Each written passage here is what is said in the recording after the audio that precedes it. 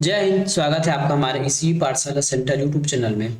आज हम प्रयोगशाला परीक्षा की तैयारी करने के लिए एक और टॉपिक आपके सामने डिस्कस करेंगे जिसका नाम है मोशन।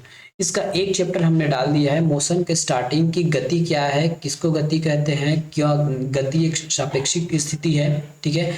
जिसको हम गति कहते हैं वो किसी अन्य व्यक्ति के लिए स्थिर हो सकता है और हमारे लिए गति हो सकता है, या फिर जो चीज हमारे लिए गति है वो अन्य चीजों के लिए स्थिर हो सकती है। ये हमने पिछले वीडियो में चर्चा किया था।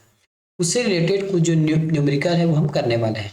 ये जो न्यूमेरिकल है आपके टेक्स्ट बुक मतलब आपके जो क्लास 6 से लेके क्लास 10 तक के जो भी छत्तीसगढ़ में प्रचलित है या फिर जो स्कूल में पढ़ाई जाती है बुक, उससे करने वाले हैं। साथ में कुछ अन्य सोर्स हैं, वहां से हम आपको पढ़ाने वाले हैं, ठीक है। इससे पहले हमने क्या क्या देखा था ये देख लीजिए। इसके पहले हमने आपको क्या क्या बताया था।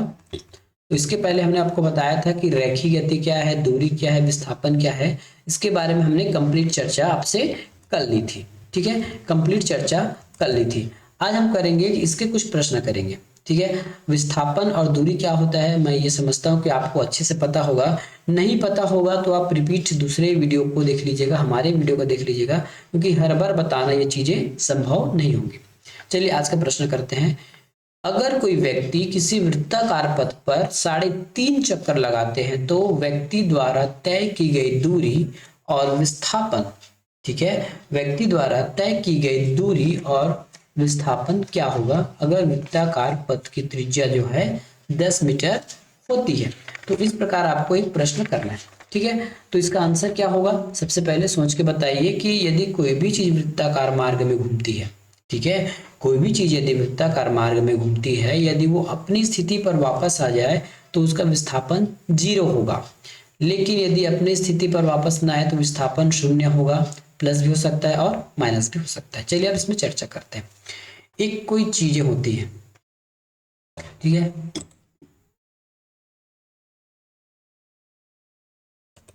चलिए यहाँ पे कोई एक लड़का है, ये पूरा एक चक्कर लगा के आता है, ठीक है, यहाँ पे आया, विस्थापन 0 हो गया। दूसरा चक्कर लगाया, विस्थापन 0 हो गया। तीसरा चक्कर लगाया, विस्थापन 0 हो गया। लेकिन आधे चक्कर यहाँ पे फिर लगाया 3.5 चक्कर में, तो विस्थापन 0 नहीं हुआ, ठीक है। तो यहाँ से यहाँ तक की दूरी को हम विस्थापन कहेंगे, ठीक है। और पथ की त्रिज्या क्योंकि 10 मीटर है तो ये भी 10 मीटर होगा। डायमीटर, इसका मतलब इसका जो डिस्प्लेसमेंट है वो 20 मीटर होगा। तो हमने डिस्प्लेसमेंट निकाल लिया। अब दूरी किसको कहते हैं, तो कंप्लीट दूरी, है ना। जितने बार आप चक्कर लगाएंगे जहां तहां आप दूरी करेंगे, जैसे कोई व्यक्ति यहाँ से चलना शुरू करता है, यहाँ गया फिर यहाँ आया, ऐसे गया, ये गया, ऐसे वैसे जहां तक गया, अंत में यहीं आ गया, है ना। तो इतनी जितनी भी दूरी इसने तय की है इसको हम दूरी कहेंगे। लेकिन यदि अब विस्थापन की बात आएगी ना तो मात्र इसी बीच की दूरी को हम विस्थापन। इसी प्रकार हमको 3.5 चक्कर का मतलब होता है हमको इसकी 3.5 चक्कर लगाना है, 3.5 परिधि हमको इसमें ज्ञात करनी है। तो एक चक्कर का मतलब होता है 2πr, ठीक है। अब हम दूरी निकालने वाले हैं।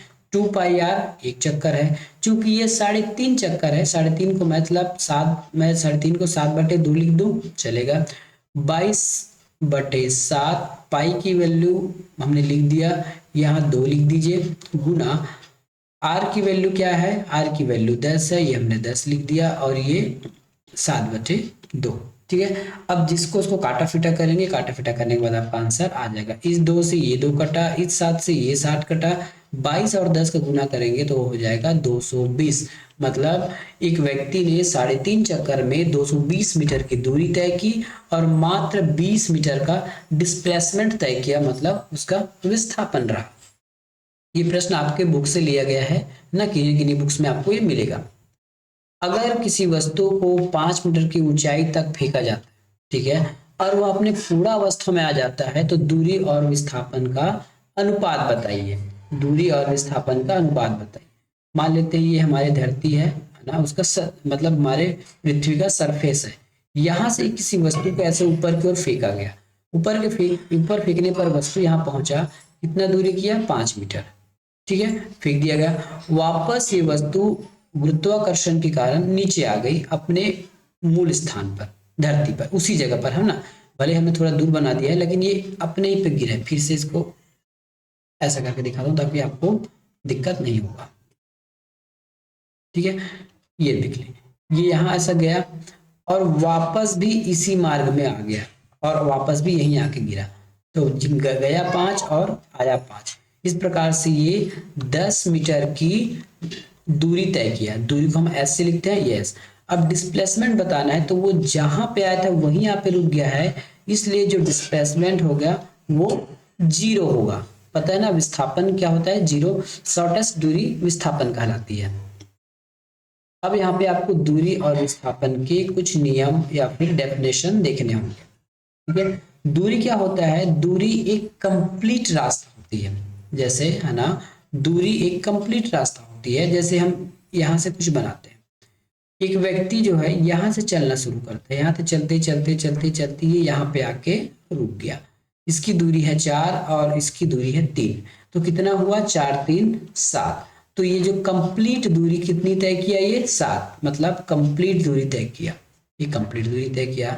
लेकिन हम यदि इसका शॉर्ट दूरी माने, यहाँ से यदि मुझे इस रास्ते में यहाँ तक आना है तो इसकी शॉर्ट दूरी तो मेरी यही हो गया, शॉर्टकट। शॉर्टकट की दूरी हो जाएगी 5, ये मैंने ट्रिपलेट से निकाला है ना, तो शॉर्टकट की दूरी हो गई 5 मीटर। तो विस्थापन जो है हमारे शॉर्टकट को दर्शाती है, क्या दर्शाती है, शॉर्टकट को। दूरी हमारा अदिश राशि है, दूरी अदिश राशि है। उसी प्रकार विस्थापन हमारा सदिश राशि है। क्या है, सदिश राशि को बताता है। दूरी हमेशा आपका धनात्मक होगा, ठीक है, और शून्य भी हो सकता है किसी स्थिति में, लेकिन विस्थापन आपके शून्य भी होगा, धनात्मक भी होगा और ऋणात्मक भी होगा। ऋणात्मक कैसे होगा, ये देखिए, यदि कोई वस्तु है, यदि हमने इसको ऊपर फेंका, ठीक है, ऊपर फेंका और ये यहीं तक रुक गया, ठीक है, ऊपर फेंका और ये यहीं तक रुक गया, तब तो ये प्लस कहलाया। यदि वो वापस उसी जगह आ गया, यहाँ पे वापस उसी जगह आ गया, तब ये 0 हो गया। लेकिन वो कुछ और नीचे चला गया, अपने मूल स्थान को क्रॉस नीचे कर उसकी उल्टी दिशा में चला गया, या इनडायरेक्ट ये कहें कि ये उल्टी दिशा में रनिंग करने लग गया, तब ये माइनस कहलाएगा। ठीक है, तो हमने क्या समझा, एक कंप्लीट दूरी चाहे वो किसी भी दिशा में चली गई हो, कंप्लीट दूरी को हम दूरी, कंप्लीट डिस्टेंस को, कंप्लीट यात्रा को दूरी कहलाया जाएगा, और एक शॉर्ट यात्रा, शॉर्टकट को विस्थापन कहते हैं। दूरी हमेशा आपका अदिश राशि होगा और सदिश एक और विस्थापन जो है सदिश राशि होगी। दूरी प्लस भी हो सकता है और शून्य भी हो सकती है, लेकिन माइनस नहीं होगी। विस्थापन तीनों हो जाएगा, प्लस भी हो जाएगा, माइनस भी हो जाएगा और 0 भी हो जाएगा। चलिए अब हम चाल और वेग में कुछ अंतर समझते हैं। चाल और वेग में अंतर समझते हैं। बहुत सारे आप लोग तो गाड़ी चलाते ही होंगे, तो ये मीटर आपके गाड़ी में देखे होंगे। यदि इसका कांटा 60 में, इसका मतलब ये है जो गाड़ी है 1 घंटे में 60 किलोमीटर तय करेगी। इसी को हम स्पीड कहते हैं। ठीक है, इसी को हम क्या कहते हैं, स्पीड कहते हैं। यदि गाड़ी की कांटा जो है 60 में गाड़ी चल रही है, अगर सतत वो गाड़ी 60 में है, ठीक है, यदि 1 घंटा तक यदि वो कांटा 60 में ही रहा, इसका मतलब फिक्स मानिए कि 1 घंटे में गाड़ी की जो दूरी है, मतलब जो गाड़ी है 60 किलोमीटर की दूरी तय करेगा, इसको बोलते हैं यार। अब दूरी क्या होती है, अभी हमने दूरी समझा, तो किसी निश्चित समय में तय की गई दूरी को हम चाल कहते हैं। किसी निश्चित समय, यदि ऐसा कोई डेफिनेशन बोले तो आप उसको नीचे लिखिए। निश्चित समय में तय की गई दूरी को हम चाल कहते हैं। ठीक है, यदि 1 सेकंड में 1 मीटर चली जाती है, तब इसका चाल क्या होगा कि कोई चीजें 1 सेकंड में 1 मीटर जाती है, तो ये दूरी कहलाएगी। ठीक है, सॉरी, ये इसका चाल हो गया। वही 1 घंटे में यदि कोई व्यक्ति 60 किलोमीटर चलता है, तो इसका मतलब क्या हो गया, उस व्यक्ति की चाल, उस गाड़ी की चाल 60 किलोमीटर प्रति आवर है।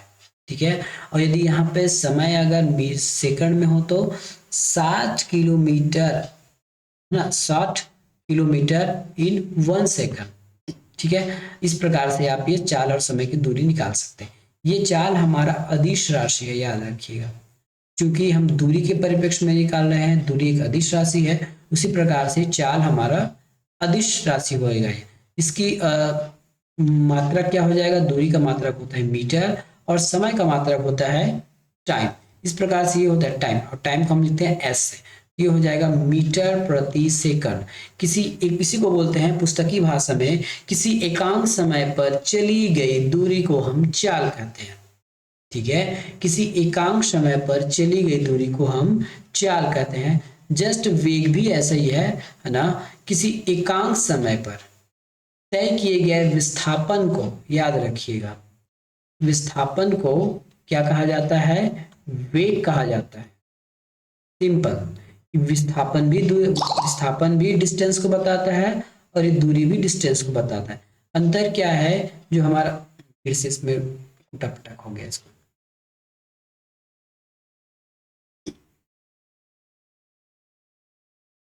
ये हो जाएगा हमारा वेग। ठीक है, तो वेग हमारा सदिश राशि है। सदिश क्यों है, क्योंकि इसके साथ विस्थापन लगा है, विस्थापन सदिश राशि है। ठीक है, इसका भी मात्रक होगा, क्योंकि ये विस्थापन हो या दूरी, दोनों तो है ही डिस्टेंस, और डिस्टेंस को हम मीटर में मापते हैं, समय को सेकंड में मापते हैं। इस प्रकार हो जाएगा मीटर प्रति सेकंड, और प्रति सेकंड को प्रति न लिख के हम -1 से भी दर्शाते हैं। तो ये हो गया चाल और दूरी। बाकी वेग और चाल में कोई ज्यादा अंतर नहीं है। यदि किसी चीज का दिशा बता दिया गया तो वो वेग है, और दिशा नहीं बताया गया तो वो चाल कहलाती है। तो ये हो गया हमारे चाल और वेग का अंतर।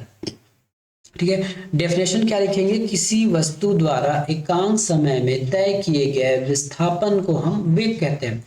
उसके विपरीत किसी एकांक समय में चली गई कुल दूरी को हम चाल के नाम से जानते हैं। इसके नाम से जानते हैं, चाल के नाम से जानते हैं। ठीक है, तो ये वेग हो गया। अब वेग में कुछ अलग चीजें पढ़ते हैं। ठीक है, वेग में हम कुछ अलग चीजें और पढ़ सकते हैं। कई बार आपको प्रारंभिक वेग और अंतिम वेग निकालने को कहा जाएगा, क्योंकि हम इसके जागे केवल त्वरण पढ़ने वाले हैं। ठीक है, इसके आगे हम क्या पढ़ने वाले हैं, त्वरण पढ़ने वाले हैं। तो ये जान लीजिए, वेग, जब भी कोई वस्तु चलती रहेगी, स्टार्ट होगी, तब उसको हम बोलेंगे प्रारंभिक वेग।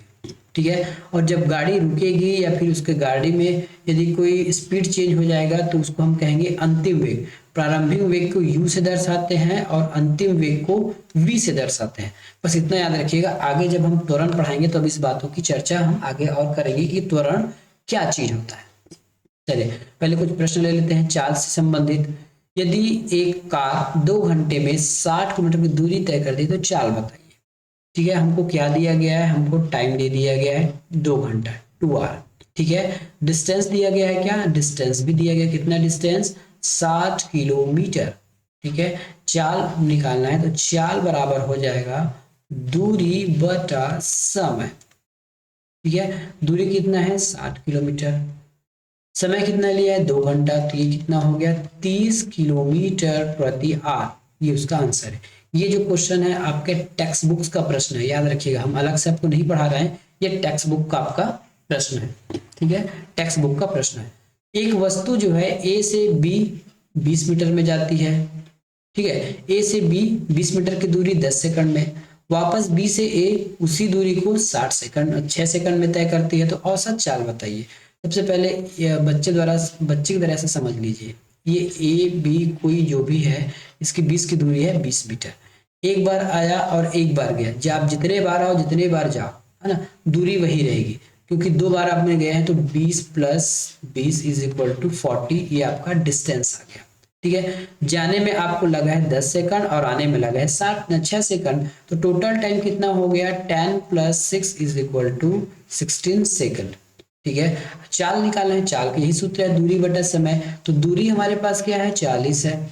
ठीक है, दूरी 40 है और समय कितना लगा है, 60 सेकंड, 16 सेकंड लगा है, तो ये किससे कटेगा, 8 से, 8 पंचे 40 और 8 दूनी 16, तो 5.2 मीटर प्रति सेकंड इसका चाल है। इसी को हम हाफ करेंगे तो 2.5 आ जाएगा, है ना, 2.5 मीटर प्रति सेकंड इसका चाल हो गया। ये आंसर हो गया।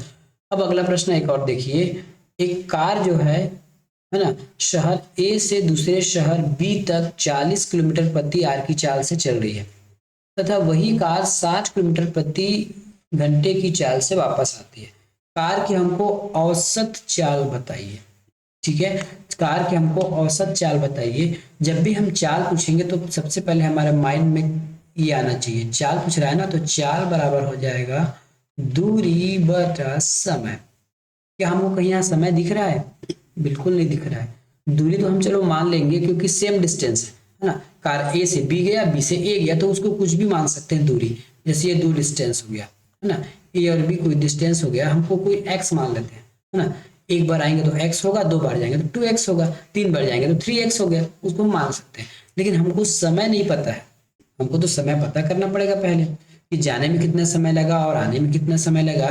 तो हम जाने का समय लेते हैं t1, ठीक है। समय यहीं से निकल जाएगा, देखिए समय का सूत्र क्या हो जाएगा, अब देखिएगा, समय निकालना है तो चाल को नीचे लाइए, समय को ऊपर लिखिए, तो ये हो जाएगा समय बराबर दूरी अपनी जगह रहेगा, दूरी बटा चाल। तो इस फार्मूले से हम निकालेंगे समय, ठीक है। तो पहला समय को मैं t1 लिखता हूँ, दूरी लेता हूँ और चाल, दूरी कितनी है, एक बार जाऊंगा तो मुझे चलेगा x दूरी, ठीक है। नीचे चाल है, पहली बार चाल कितनी है 40 किलोमीटर प्रति आवर, तो ये 40 किलोमीटर प्रति आवर हो गया। उसी प्रकार अब गया तो वापस भी आएगा, है ना, तो उतना ही दूरी का करेगा ना। एक शहर से दूसरे शहर की जो दूरी है, यदि हम एक ही रास्ता को अपनाते हैं तो दूरी तो वही रहेगी, बस इसकी चाल चेंज हो गई है क्योंकि हमको समय निकालना है, तो ये समय, ठीक है। अब वास्तविक समय क्या हो गया हमारे पास, अब इन दोनों समय को जोड़ देते हैं क्योंकि हमको औसत चाल निकालना है, दोनों समय को जोड़ना पड़ेगा। तो दोनों समय को जोड़ेंगे तो ये हो जाएगा t1 plus t2 is equal to x plus 14 plus x plus 16, ठीक है। इसको सॉल्व करेंगे तो हमारे पास आ जाएगा, इसको सॉल्व करने पर हमको मिलेगा 5x अपॉन 6×12 120, तो ये हो जाएगा 5x अपॉन 120। ये हमारा टाइम हो गया, टोटल टाइम है ये ना, कैपिटल टोटल टाइम हो गया। अब मुझे क्या निकालना था, चाल और वेग निकालना था, ठीक है, चाल और वेग निकालना था। अब देखिए वेग किसका निकालते हैं, हम वेग निकालते हैं विस्थापन का। तो सबसे पहले विस्थापन पता होना चाहिए, कोई चीज A से B गया और B से A आया तो विस्थापन तो 0 हो गया, है ना। अभी देखिए हमने विस्थापन का यहाँ सूत्र लिखा है, क्या देखिए वेग का सूत्र लिखा है विस्थापन, यदि विस्थापन 0 हो गया तो वेग भी 0 हो जाएगा। तो हमारा वेग तो एक आंसर आ गया है 0, ठीक है, एक आंसर वेग 0 आ गया। बस हमको चाल निकालना है, चाल की चाल का मतलब क्या होता है, ये चाल हो गया, चाल मतलब होता है दूरी बटा समय। दूरी कितना है, एक बार आया एक बार गया, तो ये हो जाएगा हमारा 2x। टाइम हमारे पास आ गया है 5x अपॉन 120, तो ये हो जाएगा 5x अपॉन 120, ठीक है, 5x अपॉन 120 हो गया ये। अब इसको हम जैसे ही सॉल्व करेंगे हमारा उत्तर आ जाएगा, ठीक है, हम जैसे ही सॉल्व करेंगे हमारा उत्तर आ जाएगा। अब इसको पूरा मान रखते हैं या फिर ज़्यादा होगा इसको अच्छे से सॉल्व कर लेते हैं, तो ये हो जाएगा 2x गुना 120 बटे 5x, x से x कटा गया, 5 कितने बार में कट जाएगा, ये 24 बार में कट जाएगा, ठीक है, 24 गुना होता है 48। तो इसके अनुसार हमारा चाल की औसत चाल क्या हो गया, 48 किलोमीटर के प्रति आवर से गाड़ी चली है, ठीक है। एक बार 40 किलोमीटर से गया, दूसरी बार 60 किलोमीटर से आया, तो ये दोनों का जब हम औसत निकालते हैं 40 और 60 का टाइम से भाग देके, तो हमको मिलता है 48 किलोमीटर पर आवर की स्पीड से गाड़ी चली है। और वेग तो 0 हो ही गया है क्योंकि वो अपने स्थान पर वापस आ चुका है, इसलिए वेग 0 होगा, क्योंकि विस्थापन 0 हो जाएगा तो वेग भी 0 हो जाएगा, ठीक है। अब इसके बाद हमारा क्या चैप्टर है, इसके बाद हमको पढ़ना है त्वरण। तो तुरंत हम करेंगे नेक्स्ट वीडियो में, तब तक के लिए धन्यवाद, मिलेंगे नेक्स्ट वीडियो में। वीडियो पसंद आए तो जरूर चैनल को सब्सक्राइब कीजिए, वीडियो को लाइक कीजिएगा, धन्यवाद।